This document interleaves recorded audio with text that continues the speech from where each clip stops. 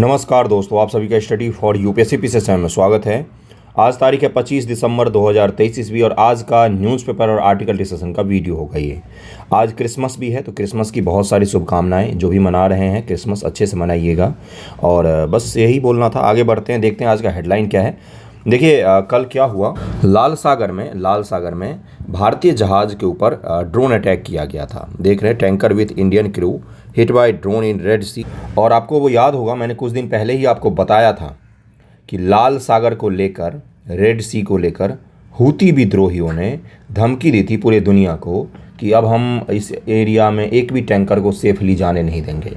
तो वही उन्होंने अटैक शुरू किया। बार बार अटैक करते हैं वो अलग अलग होते हैं जहाज़ उनको। और मैंने आपको ये भी बताया था कि यूएस ने अपने एलायंस के साथ मिलकर एक संगठन बनाया है जो क्या करता है, जो इस क्षेत्र में सुरक्षा को सुनिश्चित करेगा, जिसमें यूएस है और उसके कुछ पश्चिमी सहयोगी देश शामिल हैं इसमें। ओके, इस जहाज़ का क्या नाम था तो वो भी देख लिया, यहाँ पर लिखा हुआ है। तो Gabon flagged crude oil tanker MV Sai Baba heading to India was a one way attack drone in southern Red Sea. दक्षिणी लाल सागर के पास में और हिंद महासागर के भागों में ड्रोन अटैक किया गया इस पर। तो ये तो पहला न्यूज़ था आपके बारे में। तो लाल सागर के बारे में थोड़ा सा बताऊंगा आपको आगे चलकर, लेकिन एक चीज़ का ध्यान रखिएगा। क्या क्या मैंने आपको बताया था। पहला मैंने बताया था आपको कि लाल सागर के तट के कौन कौन से देश हैं, ये आपको देख लेना है। दूसरा मैंने आपको बताया था कि यूएस ने एलाइज बनाया है अपने सारे वेस्टर्न दोस्तों के साथ मिलकर। और अटैक क्यों कर रहे हूती विद्रोही, तो हूती को किनका समर्थन प्राप्त है ये मुझे बताइए। तो ये मैंने बताया था आपको कि ईरान का समर्थन प्राप्त होता है। ये यमन में सक्रिय थे। कहाँ पर? यमन में। और गाज़ा और इजराइल के संघर्ष के कारण ये गाज़ा का पक्ष लेते हुए अमेरिका और उसके एलाइज और जो भी बड़े सी गुजरते हैं, शिप गुजरते हैं रेड सी से, उन पर अटैक करते हैं ये। तो इसको ज़रा ध्यान रख लीजिएगा। बाकी लाल सागर के बारे में तो मैं आपको बताऊंगा ही। उससे इम्पोर्टेंट आज का एक बड़ा न्यूज़ है। वो क्या है न्यूज़? देखिए, ये अपना देश भारत है। भारत के साथ एक बहुत बड़ी विविधता, बहुत ही बड़ी समस्या है। क्या है वो समस्या? ध्यानपूर्वक सुनेंगे तो सारा कुछ आपको समझ में आ जाएगा। ये अपना नॉर्थ ईस्ट का भाग है। यहाँ पर एक देश है म्यांमार, लाओस और कंबोडिया। 3 देश है यहाँ पर, ठीक है। और भी है, मलेशिया है, सिंगापुर है और भी बहुत सारे देश हैं। लेकिन मुख्य रूप से मैं किन की बात कर रहा हूँ?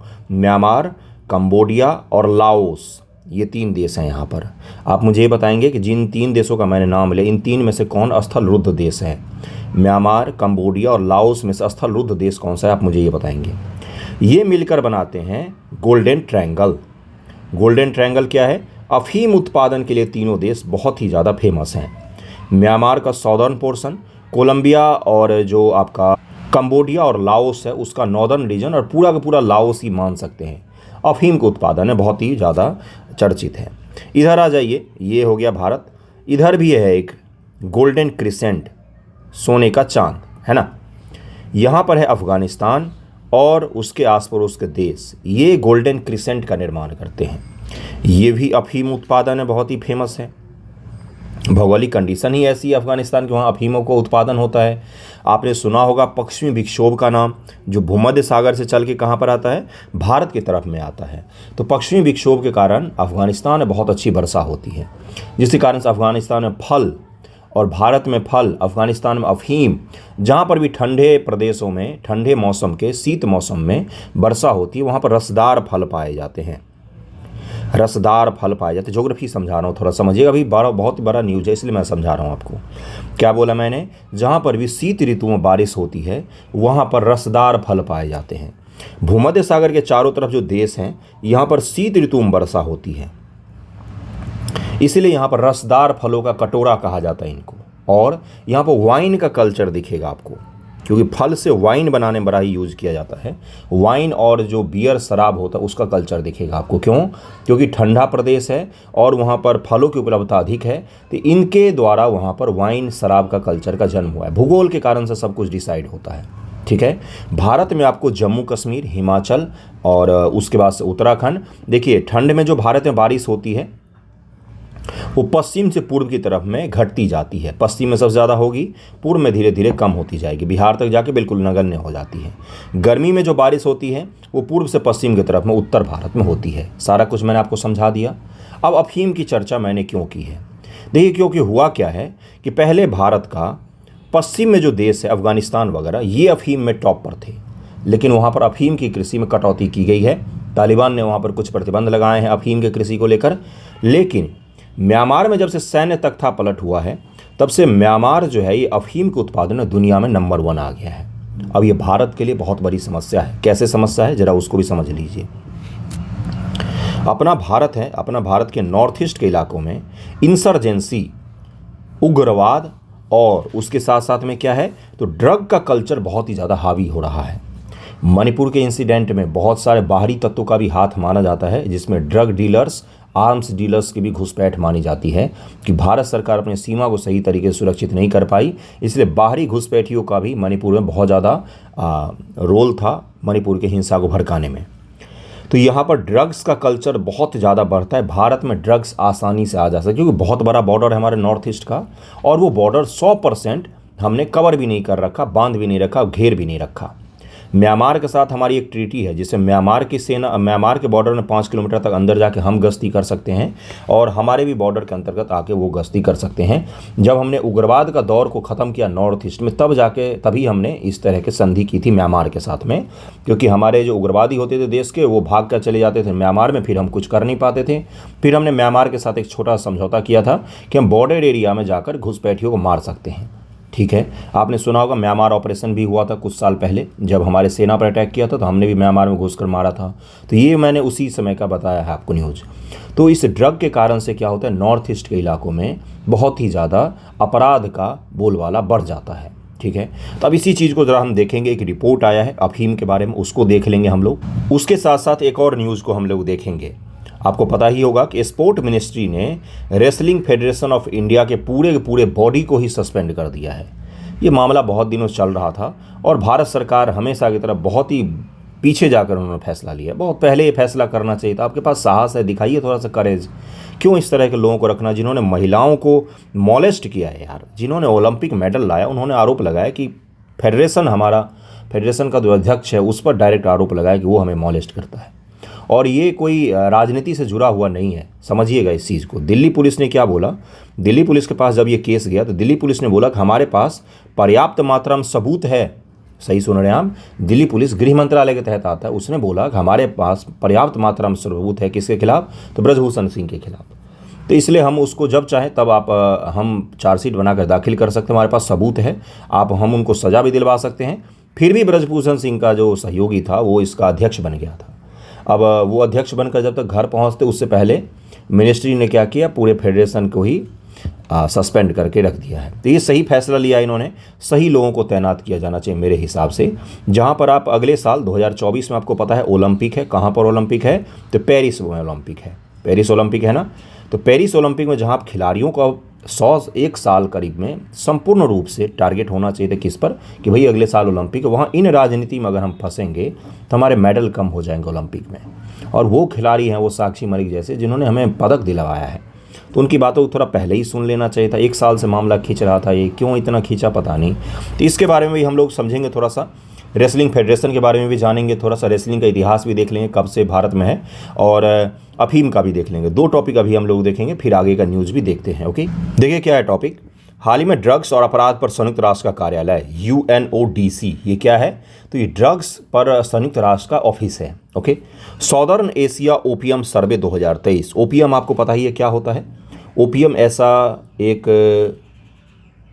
कृषि का प्रोडक्ट होता है जिसमें क्या करते हैं, इस प्रकार से चाकू से इसमें चीरा लगा देंगे, है ना, यहाँ से काला काला द्रव बाहर निकलने लग जाता है। उसी काले द्रव को इकट्ठा कर लिया जाता है और उसी को ओपियम कहा जाता है। उसी से नशा किया जाता है ड्रग्स वगैरह के लिए, है ना।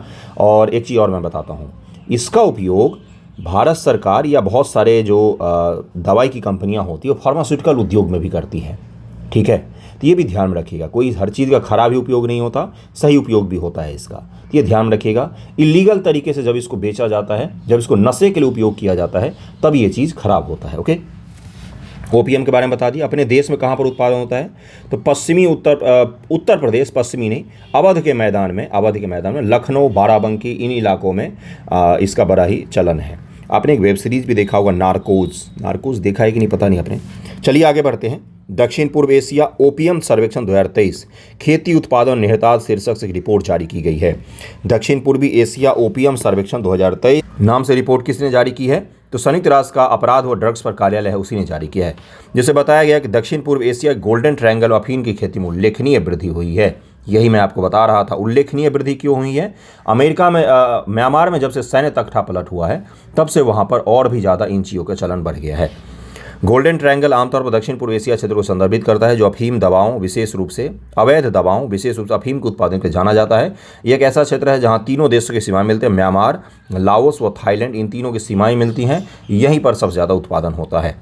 मूल रूप से गोल्डन ट्रायंगल शब्द इन तीन देशों के कुछ हिस्सों को कवर करने वाले अफीम उत्पादन को संदर्भित करता है। हालांकि यह नशीली दवाओं के उत्पादन, तस्करी, संगठित अपराध से जुड़े व्यापक क्षेत्र को दर्शाने के लिए विकसित हुआ था। जहां पर भी ड्रग वगैरह होगा वहां पर अपराध होगा ही होगा। ओके, अवैध दवाओं के लिए एक और कुख्यात क्षेत्र गोल्डन क्रिसेंट या डेथ क्रिसेंट जिसको कहा जाता है, इसमें अफगानिस्तान, ईरान शामिल है और पाकिस्तान से तस्करी की जाने दवाओं के लिए प्राकृतिक परागमन बिंदु निर्मित करता है। कहाँ पर, तो मैंने दोनों आपको समझा दिया था। एक भारत है बीच में, इधर भी है और इधर भी है। अब सोचिए हमारे लिए कितनी बड़ी समस्या रहती है इन सभी चीज़ों को देश में आने से रोकने के लिए। फिर भी भारत में आपको पता होना चाहिए कि आए दिनों में ड्रग्स का कल्चर बहुत ज़्यादा बढ़ गया है। स्कूल के बाहर भी कई सारे जगहों पर आपको मिलेंगे, है ना। म्यांमार में अफीम की खेती में वृद्धि हुई है। पिछले वर्ष 2022 में गोल्डन ट्रायंगल में अफीम की खेती का विस्तार जारी रहा, जिसमें म्यांमार में उल्लेखनीय वृद्धि हुई है। म्यांमार में अफीम की खेती 18% की वृद्धि हुई, जो 47,100 हेक्टेयर तक पहुंच गई है। हमें ये नहीं याद रखना, हमें बस ये याद रखना है कि म्यांमार टॉप पर पहुंच गया है। इस वृद्धि ने म्यांमार को विश्व अफीम का सबसे बड़ा बाजार बना दिया है, विशेषकर 2021 में सैन्य अधिग्रहण के बाद हुए व्यवधानों के कारण। सैन्य अधिग्रहण के बाद क्या हुआ, उन इलाकों तक जहां पर अफीम का उत्पादन नहीं होता था वहां पर भी अफीम का उत्पादन बढ़ गया, है ना। बढ़ी उपज व निवेश, प्रति हेक्टेयर औसत अनुमानित अफीम उपज 16% से बढ़कर 22.9 पर किलोग्राम हेक्टेयर हो गई है। और बीबीसी का जो हिंदी है उस पर देखिएगा वीडियो, उसमें उन्होंने न्यूज़ में बड़ा ही डिटेल में इसको कवर किया था, जिसमें उन्होंने बताया कि पहले इनको अफीम का दाम 4,000 रुपये किलो मिलता था। रेजीन का दाम, रेजीन ही होता है वो ब्लैक जो मैंने बताया काला द्रव निकलता है। अब इनको कितना मिलता है पता है, 10,000 किलो पर किलो के हिसाब से बिकता है ये। अब आप इमेजिन कीजिए कि कोई किसान अगर उपजा ले रहा है 10-20 किलो भी, तो कितना ज़्यादा मुनाफा हो रहा है उसको। यह कृषि पद्धतियों में प्रगति और सिंचाई प्रणाली व उर्वरक में बढ़े हुए निवेश को दर्शाता है, जो किसान और खरीदारों को अधिक परिष्कृत दृष्टिकोण का संकेत देता है। अफीम की बढ़ती कीमतें, आपूर्ति में बढ़ोतरी के बावजूद किसानों को भुगतान की जाने वाली कीमत 27% बढ़कर $355 प्रति किलोग्राम हो गई है। पूरे दुनिया अफीमची होने जा रही है। इतना ज़्यादा इसका डिमांड है ना कि उत्पादन बढ़ने के बाद भी दाम बढ़ रहा है। किसी चीज़ का उत्पादन जब ज़्यादा हो जाता है तो उसका दाम गिर जाता है सामान्य तौर पर, लेकिन डिमांड इतनी ज़्यादा है ना इसकी कि इसका दाम बढ़ता ही जा रहा है। कीमतों या वृद्धि एक फसल तथा मादक वस्तु के रूप में अफीम के आकर्षण को रेखांकित करती है, अत्यधिक मांग का संकेत देता है, जो गोल्डन ट्रायंगल अफीम व्यापार को बढ़ावा देता है। अफगानिस्तान अफीम प्रतिबंध का प्रभाव, अफगानिस्तान ने प्रतिबंध लगाया अपने यहाँ, है ना, तो उसके कारण से इसका जो मेन सप्लायर था अफगानिस्तान, उसने जब प्रतिबंध लगाया तो दूसरे सप्लायर ने क्या किया, तो अपने यहाँ दाम बढ़ाकर बेचना शुरू कर दिया है। रिपोर्ट में अनुमान लगाया गया अफगानिस्तान में अफीम पर लंबे समय तक प्रतिबंध से कीमतें निरंतर ऊंची रहेंगी। दक्षिण पूर्वी एशिया में इसकी खेती में वृद्धि होगी। तालिबान के प्रतिबंध के कारण अफगानिस्तान में अफीम पोस्ता की खेती में 95% की गिरावट आई है। पोस्ता दाना तो अपने यहाँ पर पोस्ता दाना मसालों में भी यूज होता है, बिल्कुल सही सुन रहे हैं आप, है ना, वो भी अफीम का ही उत्पाद होता है, आज पता चला होगा आपको। अवैध अर्थव्यवस्था में योगदान, अफीम की खेती का विस्तार के कारण मेकांग क्षेत्र, मेकांग क्या है, मेकांग नदी है, Cambodia, People's Republic of China, विशेष रूप से यूनान प्रांत और गुआंसी जुआंग स्वायत्त क्षेत्र, Lao People's Democratic Republic, Myanmar, Thailand व वियतनाम में व्यापक अवैध अर्थव्यवस्था में योगदान मिल रहा है। अवैध अर्थव्यवस्था में व्यापक योगदान दे रहा है यह सिंथेटिक दवाओं का उत्पादन, नशीले चीज़ों के लिए तस्करी, हर चीज़ में ये संलग्न हो जाता है। इसका मनी, इसके मनी से दुनिया का हर गलत काम होता है, अफीम के मनी से। ओके, अनुशंसाएं, म्यांमार में आए संकट ने क्षेत्र में अपराध व शासन संबंधी चुनौती को बढ़ा दिया है। अफीम की खेती वाले क्षेत्र में लोगों द्वारा सामना की जाने वाली जटिल समस्याओं को ध्यान में रखते हुए इन मुद्दों को संबोधित करने के लिए व्यापक समाधान की आवश्यकता है। दुनिया चाहे समाधान करे या न करे, हमें क्या करना है, हमें एक ही काम करना, ना इधर से आने देना है ना इधर से आने देना है। इधर से पता है पाकिस्तान के साथ बॉर्डर पंजाब में क्या होता है, उड़ता पंजाब मूवी देखा है आपने, वो ड्रोन से भेज देते हैं इधर, या पैकेट बना कर फेंकते हैं तस्कर लोग, है ना। और उसी प्रकार से नॉर्थ ईस्ट में भी खूब होता है। वहाँ पर तो कल्चर बन गया एक ड्रग का कल्चर, इतना ज़्यादा ड्रग का कल्चर है, बहुत बड़ा मुद्दा है वहाँ के चुनाव में ड्रग्स, आपको पता होना चाहिए ये चीज़, है ना। तो हमें क्या करना है, हमें अपने देश में आने से रोकना है इसको। अफीम पोस्ता के पौधों के बारे में मुख्य तथ्य क्या है, अब जरा इसको समझ लीजिएगा। वैज्ञानिक नाम क्या है, पापावेर सिम्निफेरम नाम है इसका। क्या याद रखने की ज़रूरत है, बिल्कुल नहीं, बिल्कुल नहीं याद रखना है। उपयोग, अफीम पोस्ता के रस से प्राप्त अफीम का उपयोग सर्दियों में दर्द निवारक, शामक और मॉर्फिन, कोडीन, हेरोइन सहित विभिन्न ओपियोइडी उत्पादों में किया जाता है। नशे के दवाइयों में और पेन किलर्स में बहुत सारे जगहों पर इसका उपयोग किया जाता है। औषधि रूप से इसका उपयोग गंभीर दर्द को कम करने, खांसी को समाप्त करने और नींद लाने के लिए किया जाता है। बहुत सारे कफ सिरप में भी उपयोग किया जाता है इनसे जुड़ी हुई चीज़ों का। वैश्विक उत्पादन, भारत संयुक्त राष्ट्र एकल कन्वेंशन ऑन नारकोटिक ड्रग्स 1961 द्वारा क्या लिखा हुआ है, ये गोंद अफीम का उत्पादन करने के लिए अधिकृत एकमात्र देश है। इसके अतिरिक्त ऑस्ट्रेलिया, ऑस्ट्रिया, फ्रांस, चीन, Hungary, Netherlands, Poland, Slovenia, Spain, तुर्की और चेक गणराज्य जैसे अन्य देश भी अफीम की खेती करते हैं। ये जो नारकोटिक्स और एक्शन कन्वेंशन और नारकोटिक्स ड्रग्स है, इसने हमें बोला हुआ है कि आप खेती कर सकते। क्यों? क्योंकि अपने यहाँ इस तरह से नहीं है कि कोई भी उत्पादित करके बेच देगा। बहुत ही बड़ा केस बन जाता है अफीम का अवैध उत्पादन पर अपने देश में। फिर भी उत्पादन क्यों होता है? और रजिस्टर्ड खेतों में उत्पादन होता है। जितना पट्टा आपको सरकार दे रही है अनुमति, उतने पर ही उत्पादन होता है। क्यों उत्पादन होता है? क्योंकि हमें दवाइयों के लिए चाहिए होता है। तो लीगल उत्पादन भी होता है अफीम का देश में। ओके, हालांकि ये देश गोंद नहीं निकालते हैं, बल्कि कंसेंट ऑफ पोस्ता स्ट्रॉ प्रक्रिया का उपयोग करते हैं। इस प्रक्रिया में पूरी तरह से प्रसंस्करण के लिए 8 इंच डंठल के साथ उसके कंद को काटना शामिल होता है। ओके, रेजीन क्या होता है मैंने तो बताया है आपको। ड्रग्स और अपराध पर संयुक्त राष्ट्र का कार्यालय क्या है? इसकी स्थापना 1997 में हुई थी। वर्ष 2022 में से ड्रग्स एवं अपराध पर संयुक्त राष्ट्र कार्यालय का नाम दिया गया। यह संयुक्त राष्ट्र अंतर्राष्ट्रीय ड्रग नियंत्रण कार्यक्रम तथा वियना में संयुक्त राष्ट्र कार्यालय का अपराध रोकथाम आपराधिक न्याय प्रभाग को मिलाकर इसका गठन किया गया है। ओके, इसको ज़रा ध्यान में रख लीजिएगा। और भारत सरकार भी कुछ पहल चला रही, उसको भी ज़रा ध्यान में रख लीजिएगा। भारत नशा मुक्त भारत अभियान, ड्रग्स फ्री इंडिया अभियान है। दवा मांग में कमी के लिए राष्ट्रीय कार्य योजना है। नार्को कोऑर्डिनेशन सेंटर बनाया गया है। नशीली दवाओं के दुरुपयोग के नियंत्रण के लिए राष्ट्रीय कोष भी बनाया गया है। वैश्विक पहल भी है। 1961 में single convention on narcotics and drug को अपनाया गया था। साइकोट्रॉपिक पदार्थों पर convention 1971, narcotics, drug and psychotropic पदार्थों के अवैध आयात यातायात के खिलाफ संयुक्त राष्ट्र का कन्वेंशन 1988 है। भारत ने तीनों पर हस्ताक्षर किए हुए हैं। ये जो तीनों बड़े डील है ना, इन सभी पर भारत ने हस्ताक्षर किए हुए हैं। अब आपसे यही पूछ लेगा कि भारत ने इन तीनों में से किन किन पर हस्ताक्षर किए हैं, तो आपको पता होना चाहिए ये सब चीज़ों के। अब आगे बढ़ते हैं, अगले टॉपिक पर देखते हैं क्या है अगला टॉपिक। अगला टॉपिक है आपका रेड सी। रेड सी के बारे में थोड़ा सा देख लेंगे हम लोग। क्या देख लेंगे? तो एक मैप दिखाऊंगा मैं और उसके आस पास उसके देश बताऊंगा, क्योंकि बहुत ज़्यादा इंपॉर्टेंट है ये। इसीलिए मैंने 2 दिन पहले ही बताया था, आज हल्का सा बताऊंगा 2 मिनट के लिए बस, उसके बाद आगे बढ़ जाएंगे। ये अफ्रीका और एशिया के बीच हिंद महासागर का प्रवेश द्वार कहा जाता है। हॉर्न ऑफ अफ्रीका है यहाँ पर। सीमावर्ती देश कौन कौन से हैं? तो मिस्र है, सऊदी अरब है, यमन है, सूडान है, इरिट्रिया और जिबूती है। ध्यान में रहना चाहिए ये सारे के सारे देश। इथियोपिया नहीं है, इरिट्रिया है। इथियोपिया नहीं है। इथियोपिया हॉर्न ऑफ अफ्रीका में आता है, लेकिन वो रेड सी को टच नहीं करता, उसको जिबूती घेर लेता है। मैं मैप भी दिखाऊंगा भाई। बाबल मांडेव जल संधि अदन की खाड़ी के माध्यम से दक्षिण में हिंद महासागर जुड़ा हुआ है। उत्तर में सिनाई प्रायद्वीप, ये सब हवा में बातें नहीं होंगी। सिनाई प्रायद्वीप में दिखाऊंगा। सिनाई प्रायद्वीप के बारे में पूछा जा चुका है पीटी एग्जामिनेशन में। अकाबा की खाड़ी, स्वेज की खाड़ी स्वेज नहर की ओर जाने वाली है। Great rift valley Afro Arabian rift valley का एक हिस्सा इसके अंतर्गत आता है। अब देखिए सिनाई प्रायद्वीप कौन कौन सा है भाई? तो सिनाई प्रायद्वीप ये है, ये दिख रहा है आपको, सिनाई प्रायद्वीप इसी को कहा जाता है। इस पर इजराइल ने कब्जा कर लिया था। अब गल्फ ऑफ अकाबा कौन सा है? तो ये है गल्फ ऑफ अकाबा। ये है जॉर्डन नदी और यहाँ पर डेड सी आता है। यहाँ पर डेड सी आता है, डेड सी, यहाँ पर डेड सी है। और यहाँ पर क्या है? तो डेड सी के ही जो तट है उसकी को बोला जाता है कि भाई यहाँ पर वेस्ट बैंक का इलाका जो आपने सुना है, तो वेस्ट बैंक कहाँ से आ गया? इजराइल के पूरब में है वेस्ट बैंक। ये डेड सी है, इसका ये पश्चिमी तट है, यही वेस्ट बैंक का इलाका है। गाजा पट्टी यहाँ पर है, गाजा पट्टी यहाँ पर है, वेस्ट बैंक यहाँ पर है, बीच में पूरा इजराइल है। गाजा पट्टी यहाँ पर है, वेस्ट बैंक यहाँ पर है। दोनों अरेबियन लोगों का प्रमुख केंद्र है इजराइल में। ये दोनों ही जगह फिलिस्तीनियन लोगों का केंद्र है, तो ये ध्यान में रखिएगा। अकावा की खाड़ी कहाँ है? तो ये रहा अकावा की खाड़ी, गल्फ ऑफ अकावा। गल्फ ऑफ अकावा ये रहा।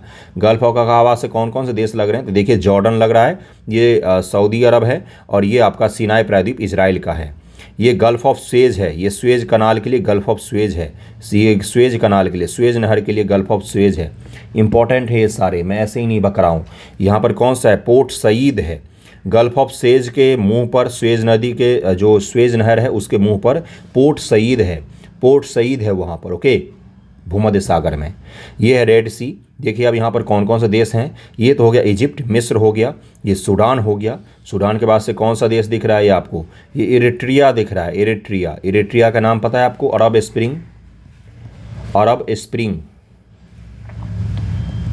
अरब स्प्रिंग क्या है? तो भाई अरेबियन देशों में सारे तानाशाहों के तख्ता पलटकर लोकतांत्रिक ढांचे का जब स्थापना किया गया, जिसमें मिस्र शामिल है और भी बहुत सारे देश शामिल हैं। सऊदी अरब वगैरह पर अरब स्प्रिंग का कोई प्रभाव नहीं पड़ा था। एक फल विक्रेता को राजा के सिपाही ने मार दिया था, उसी के बाद इतना बड़ा क्रांति शुरू हुआ अरब देशों में कि पूरी की पूरी तख्ता पलट गई वहाँ पर बहुत सारे शासकों की। तो अरब स्प्रिंग का शुरुआत इरिट्रिया से ही हुआ था। उसके बाद से कौन सा है अगला?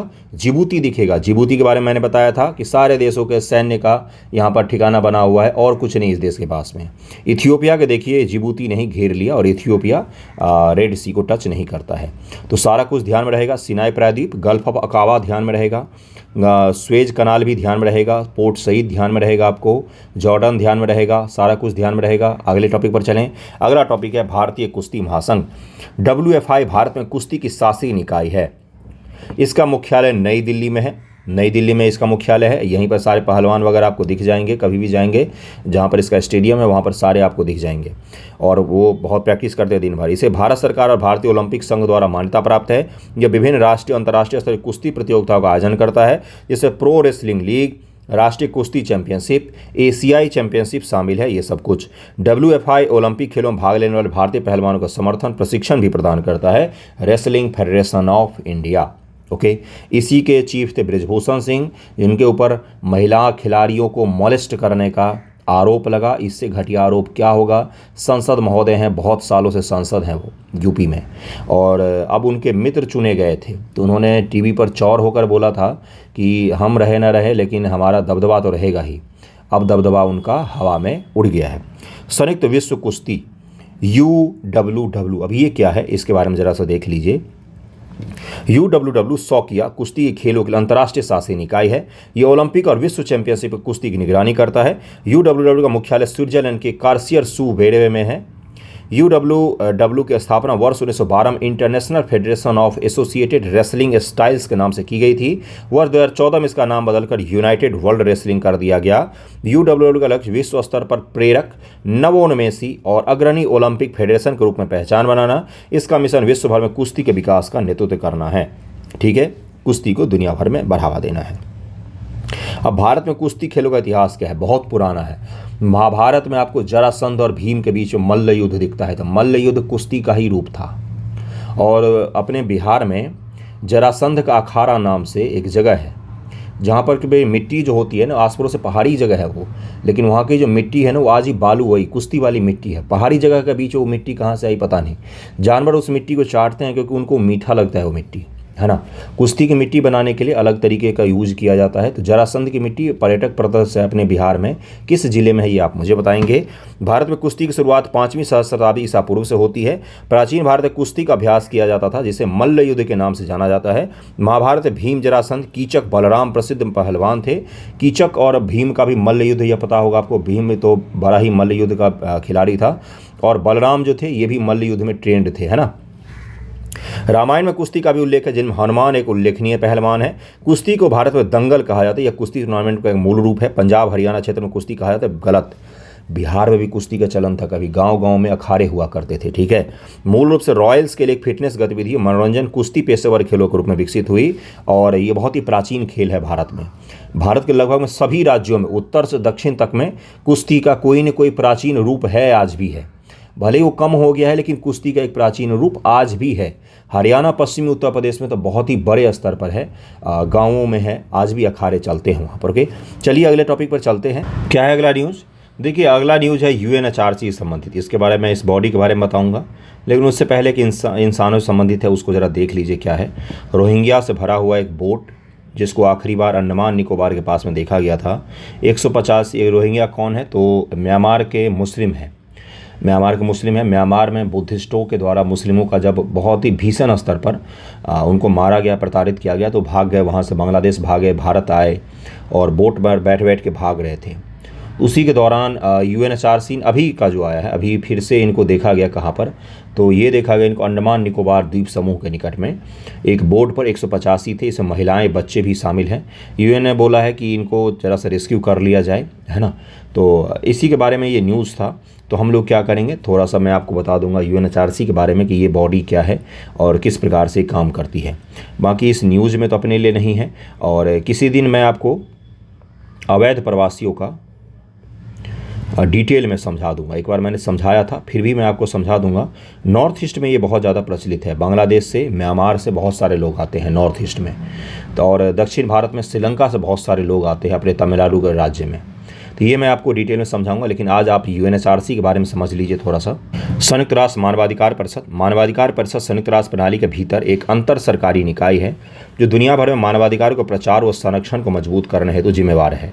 इस परिषद का गठन 2006 में पहला पीटी फैक्ट संयुक्त राष्ट्र महासभा द्वारा किया गया था। Very very important.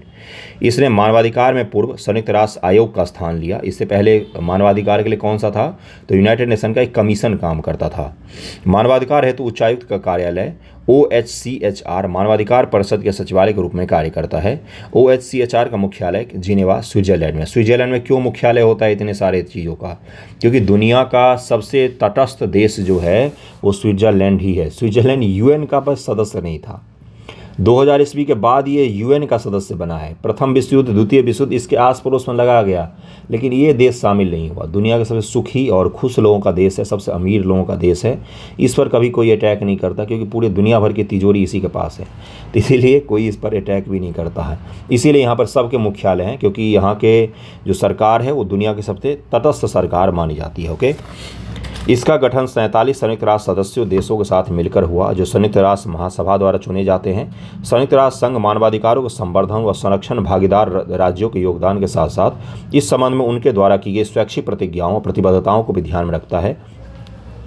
परिषद की सदस्यता समान भौगोलिक वितरण पर आधारित है, ज्योग्राफी पर आधारित है। किसका, यूएनएचआरसी का परिषद जो है, इसकी सदस्यता भूगोल पर आधारित है। भूगोल पर किस प्रकार से आधारित है, तो अफ्रीकी देशों से 13 सीटें ली गई हैं। एशिया प्रशांत क्षेत्र से, इंडो पैसिफिक क्षेत्र से 13 सीटें हैं। लैटिन अमेरिका और कैरेबियन देशों से 8 सीटें हैं। लैटिन अमेरिका हो गया, दक्षिण अमेरिका और वहाँ के द्वीपीय देश, वेस्ट इंडीज़ के पास में बहुत सारे द्वीप हैं, छोटे छोटे जहाँ से खिलाड़ी आते हैं अपने देश में खेलने के लिए। बिल्कुल सही सुन रहे हैं आप, तो वो सारे के सारे एक में ही आते हैं, तो उनसे 8 सीटें हैं। पश्चिम यूरोपीय व अन्य देशों से 7 सीटें, पूर्वी यूरोपीय देशों से 6 सीटें इसमें शामिल हैं। परिषद के सदस्यों का कार्यकाल कितने वर्षों का होता है, अगला पीटी फैक्ट आपका यही स्टेटमेंट लिख कर दे देगा। 3 वर्षों का होता है तो दे देगा 5 वर्षों का होता है, तो आप वहाँ पर मान लेंगे बिल्कुल सही है, और नंबर घटकर 1/3 कट जाएंगे आपके। लगातार 2 कार्यालय के कार्यकाल के सेवा के बाद तत्काल पुनः चुनाव के लिए पात्र नहीं होता। अगर 2 बार आप लगातार चुने गए तो तीसरी बार आप लगातार नहीं चुने जाएंगे। प्रक्रिया व तंत्र क्या है, सार्वभौमिक अवधि समीक्षा यूनिवर्सल पीरियोडिक रिव्यू UPR सभी संयुक्त राष्ट्र सदस्य देशों में मानवाधिकार स्थितियों का आकलन का कार्य करता है। और मानवाधिकार पर संयुक्त राष्ट्र की जो घोषणा है उससे UPSC 2020 में PT में सवाल पूछा गया था। मानवाधिकारों पर जो घोषणा है यूनाइटेड नेशन की, उससे UPSC में पूछा गया था कि ये घोषणा भारत में किन किन जगहों पर शामिल की गई। मूल अधिकार में, DPSP में और उद्देशिका में, तो तीनों जगह पर शामिल किया गया उसको। के सलाहकार समिति यह परिषद के थिंक टैंक के रूप में कार्य करता है, जो इसे विषयगत मानवाधिकार मुद्दों पर विशेषज्ञता और सलाहकार प्रदान करता है। शिकायत प्रक्रिया भी है, संयुक्त राष्ट्र की विशेष प्रक्रिया है। इन तीनों प्रक्रिया के बाद इसका पूरा बॉडी का निर्माण हो जाता है। ओके, मुद्दे क्या हैं, तो मुद्दे सदस्यों से संबंधित हो सकता है, सुओ मोटो भी हो सकता है, खुद से भी देख सकता है ना। कुछ आलोचकों के लिए परिषद की सदस्यता की संरचना एक महत्वपूर्ण चिंता का विषय रही है, जिसमें कभी कभी ऐसे देश भी शामिल हो जाते हैं जिन पर मानवाधिकार के उल्लंघन का मुद्दा लगता है। चीन और पाकिस्तान भी यूनाइटेड नेशन मानवाधिकार परिषद के सदस्य हो सकते हैं। तो यही तो वो डिलेमा जिसमें पूरी दुनिया जी रही है। चीन, क्यूबा, इरिट्रिया, रूस व वेनेजुएला, ये देश मानवाधिकार के हनन के आरोप के बावजूद इस परिषद में शामिल हैं। तो अब आप खुद समझ जाइए। असंगत फोकस। ज्ञात हो कि वह 2018 में अमेरिका संयुक्त राष्ट्र मानवाधिकार परिषद से बाहर हो गया था, क्योंकि उसका मानना था कि परिषद द्वारा इजराइल के विरुद्ध असंगत रूप से कार्य किया जाता है। इजराइल के कारण अमेरिका इस परिषद से बाहर हो गया था। तो आपको क्या याद रखना है? आपको ये याद रखना है, इसमें मूल रूप से ये इंपॉर्टेंट होगा आपके लिए। और उसके अलावा जो इसके छोटे मोटे फैक्ट थे, जैसे हेडक्वार्टर कहाँ पर है, स्थापना कब हुआ था, ये सब चीज़ों का ध्यान रखिएगा। अगले टॉपिक पर चलते हैं। अगला टॉपिक थोड़ा सा आर्ट एंड कल्चर से संबंधित है। क्या है टॉपिक? देखिए टॉपिक क्या है। ये टॉपिक बड़ा ही इम्पोर्टेंट है। मध्यकाल में अगर आपने देखिए, धार्मिक आंदोलन भारत में 3 बार हुए हैं। कौन कौन से बार? पहली बार प्राचीन भारत में दिखता है आपको, जहाँ पर 2 बड़े नास्तिक समुदाय का उदय होता है। नास्तिक किनको कहा जाता है? जो पूजा पाठ नहीं करते उनको क्या? नहीं, जो वेदों में विश्वास नहीं करते हैं उनको नास्तिक कहा जाता है। इसमें कौन कौन से नास्तिक दिखते हैं आपको? बौद्ध और जैन, ये दोनों नास्तिक हैं, है ना। ये बहुत ही बड़ा धार्मिक आंदोलन था। इसके साथ था इस समय में प्राचीन भारत में और भी बहुत सारे धार्मिक जो संप्रदाय हैं उनका उदय हुआ था। हम 2 ही को प्रमुख रूप से पढ़ते, लेकिन चारवाक भी इस समय सक्रिय थे और भी बहुत सारे सक्रिय थे। उसके बाद हमें दूसरा कब दिखता है भारत में धार्मिक आंदोलन? तो 750 के बाद दिखता है, जब शंकराचार्य जी का 750 ईस्वी में जन्म होता है उनका, और वो भारत में बौद्धों के खिलाफ सबसे बड़ा जन आंदोलन छेड़ते हैं और उनको डिबेट कर करके हरा कर उनको हिंदू धर्म में फिर से स्थापित करते। सनातन धर्म को फिर से नॉर्थ से साउथ तक किसने फैलाया पहली बार? तो फिर शंकराचार्य जी का नाम आता है। शंकराचार्य जी के बाद बहुत सारे आपको दिखेंगे यहाँ पर। ये शंकराचार्य जो शुरू करते हैं वो एक चेन शुरू हो जाता है। फिर रामानुजाचार्य, माधवाचार्य, वल्लभाचार्य, और उसके बाद से आपको दिखेंगे बिहार के इलाकों में कौन दिखते हैं? चैतन्य महाप्रभु दिखते हैं। उसी में दक्षिण भारत में भी आंदोलन था। कौन सा था? नयनार। नयन, शिव भगवान के 3 आँख होते हैं, इनको शैव कहा जाता है। अलवार, अलवार कौन होते हैं? तो वैष्णव होते हैं, जो भगवान विष्णु और उनके 4 रूप जो अलग अलग हैं उनकी पूजा करते हैं।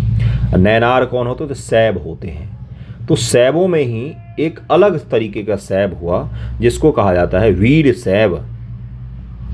वीर शैव। और एक है लिंगायत। क्यों इंपॉर्टेंट है भाई? क्योंकि यूपीएससी पीटी में पूछ चुका है गुरु, और वैसे ही पता होना चाहिए। कर्नाटक की सबसे डोमिनेंट वोटर कौन होते हैं? तो लिंगायत होते हैं। ये चुनाव का रुख बदल सकते हैं। इस बार ये बीजेपी के साथ हो जाते हैं तो इस बार अगले साल कांग्रेस के साथ। जिसके साथ हो जाते हैं उसका पूरा का पूरा पाला बदल जाता है। तो अब देखिए, इन्होंने जो कर्नाटक के मुख्यमंत्री पहले रहे थे येदुरप्पा जी, येदुरप्पा नाम है इनका, है ना। तो वो भी किससे थे? तो लिंगायत समुदाय से ही बिलोंग करते थे। Veera Shaiva told not to identify themselves as a Hindu for census. अब इन्होंने क्या कहा है? इन्होंने कहा कि Veera Shaiva was told not to identify themselves as a Hindu for census.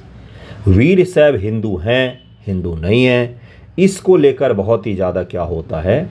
विवाद चलता रहता है। ये खुद को कई बार बोलते हैं हम हिंदू नहीं हैं, फिर बोलते हैं भारत सरकार इनको मान्यता नहीं देती है। इसको लेकर चुनाव में भी खूब सारे पैतरे आजमाए जाते हैं। तो क्यों ये बोलते हैं? क्योंकि हिंदुइज्म से बिल्कुल इन्होंने जाति प्रथा से रहित, जाति पात को नहीं मानते हैं ये।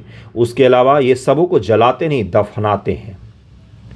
भगवान शिव के पूजक होते हैं, लेकिन मूर्ति पूजा से ये इनकार करते हैं। अपने कंधे पर, अपने हाथ के बाजुओं पर चांदी के कटोरी में शिवलिंग को धारण करते हैं ये लोग। ये चीज़ क्लियर हो गया होगा पूरा। तो मैंने क्या बताया आपको? इसीलिए कई बार बोलते हैं कि हम हिंदू नहीं हैं, जो कि भारत सरकार इनको हिंदुइज्म के अंतर्गत ही मानती है। हिंदुइज्म में कोई एक विचार नहीं होता है, जो भगवान की पूजा नहीं करते वो भी हिंदू होते हैं। इसी को ध्यान रखते हुए मैं आज थोड़ा सा इनके बारे में बता देता हूँ। आप लिंगायत, अगर आप 11th का NCERT जो है मध्यकाल का उसको पढ़ेंगे तो उसमें बासवन्ना और चन्न बासव, सही सुन रहे हैं आप, ध्यानपूर्वक सुनिएगा, बासव और चन्न बासव, अंग्रेजी में भी यही नाम होगा उनका। ये कौन है? तो अंग्रेजी में लिंगायत को भी लिंगायत ही बोला जाता है, वीर शैव को वीर शैरवाज बोल दिया जाता है, लेकिन वही है।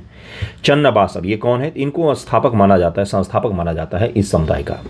12वीं सदी में, ध्यान रखिएगा, कर्नाटक में बासवन्ना के नेतृत्व में एक धार्मिक आंदोलन चला जिसे बासवन्ना का अनुयायी लिंगायत कहलाए। इन्होंने जन्म के आधार पर नहीं बल्कि कर्म के आधार पर वर्गीकरण की पैरवी की। लिंगायत मृतकों को जलाने के बजाय दफनाते हैं, श्राद्ध कर्म नियमों का पालन नहीं करते हैं, पूजा पाठ में विश्वास नहीं करते, लेकिन भगवान शिव के पूजक होते हैं ये लोग, है ना। उसके अलावा और मैंने क्या बताया आपको, ये जलाते भी नहीं है, दफनाते हैं। उसके अलावा क्या बताया, जात पात को बिल्कुल भी नहीं मानते हैं, ओके। तथा श्राद्ध नियमों का पालन नहीं करते हैं, ना तो ब्राह्मणवादी जाति व्यवस्था को मानते हैं, ना ही पुनर्जन्म को। इन्होंने मूर्ति पूजा का भी विरोध किया था।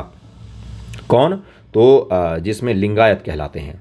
माना जाता है कि वीर शैव तथा लिंगायत एक ही है, किंतु लिंगायतों का तर्क है कि वीर शैव का अस्तित्व लिंगायतों से पहले का है, तथा वीर शैव मूर्ति पूजक होते हैं। वीर शैव वैदिक अनुष्ठानों का पालन करते हैं, जबकि लिंगायत ऐसा नहीं करते। दोनों में डिफरेंस को भी ध्यान रखिएगा। कर्नाटक में लगभग 18% आबादी लिंगायतों की है। अब इसी समझ जाइए कितना बड़ा डोमिनेंट कास्ट है वहाँ पर। ये लंबे समय से हिंदू धर्म से पृथक धर्म का दर्जा चाहते हैं। इन्होंने बहुत दिनों से बोलते आ रहे हैं कि हम हिंदू धर्म को नहीं, हम हिंदू धर्म में नहीं हैं, हम हिंदू धर्म में नहीं, हमें अलग धर्म का दर्जा दिया जाए। अब सही है गलत है मुझे नहीं पता, मैं बस आपको पढ़ा रहा हूँ।